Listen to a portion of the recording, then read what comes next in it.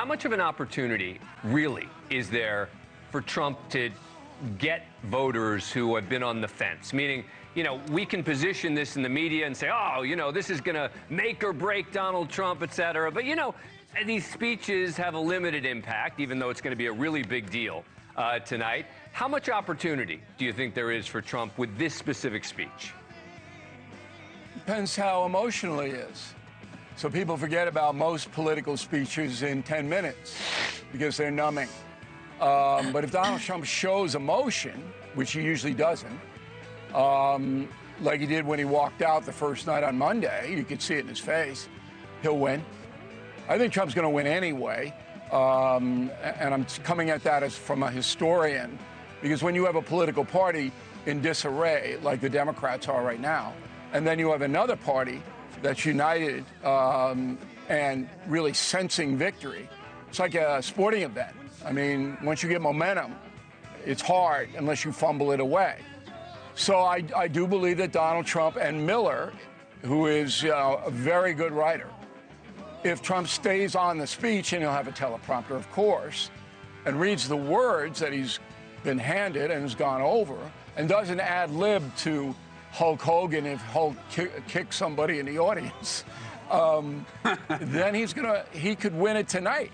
He could win it tonight. All he's got to do is show that he's a human being. And if he adds, somebody said cake and icing, I don't know what that means, but if he adds that he himself is going to pull back a little bit from the bomb-throwing rhetoric, then he's absolutely a lock if he does that. I agree. Yeah. I agree. I mean, look, it's an opportunity. I keep saying shot in the head for a reason. I'm a little surprised how little attention it's gotten, to be honest. If I can't think of another politician where if he or she were shot the way he was, we wouldn't have been obsessed with what's his family saying, what did the doctors say, what do we know about his condition. I've been obsessed doing it on my show every night this week. But I'm saying it should be like, it should have been everything that, I mean, we've never, I guess you could go back to Reagan or whatever, but we've always talked about fears of this. But I think for several reasons, some good, some bad, this has been kind of passed over a little bit more quickly with Trump. Part of it is that. Go ahead, Bill. Yeah, let me explain why that has happened. Number one, you didn't get a lot of information about Ronald Reagan. I wrote the book Killing Reagan, and when he, was very close to death, public didn't hear that. All right, public didn't really know what happened till months afterward. I remember Sam Donaldson going nuts because he couldn't get any information out of the doctors in the White House. But here, what has overtaken the physical injuries of Donald Trump and the horror of what we all saw are the conspiracy people who are running wild on the internet and talk radio.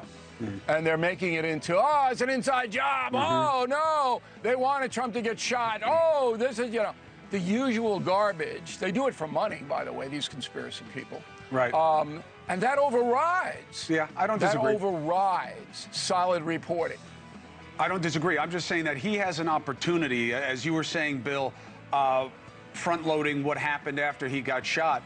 I mean, really, Geraldo, the longer he stays there, the better. I mean, I think part of it is certainly what Bill's saying. I also think part of it is a lot of people in the media don't like Trump, and they're not as sympathetic to him as if Joe Biden had been shot in the head, for instance. I think that it would have gotten an intensity of coverage for several days. But they didn't like Reagan either, Cuomo. But this is different. Cuomo, they didn't like Reagan. Trump is different than Reagan. They hated Reagan. I think Trump has got a pretty special place with his enemies. The amazing thing about Trump's resurgence, going back to where I started this evening, is, and historians will remember it even if we've forgotten it, he made liars of half the American people by making them toe the line, essentially, that he won the election last time around in 2020. If he, and I, as his friend, it was very deflating to me, and that was kind of the end of the relationship, that he, in conversations with me in the middle of November, was sanguine. If I lost, so be it. And then he became increasingly militant and took the entire country with him to make believe that he had won the 2020 election. They made believe. They created a fantasy. Hey, thank you for watching. Please go to newsnationnow.com, newsnationnow.com, and you can find News Nation on your television provider. And don't forget to click the red subscribe button down below. Then you will get more of News Nation's fact-driven coverage.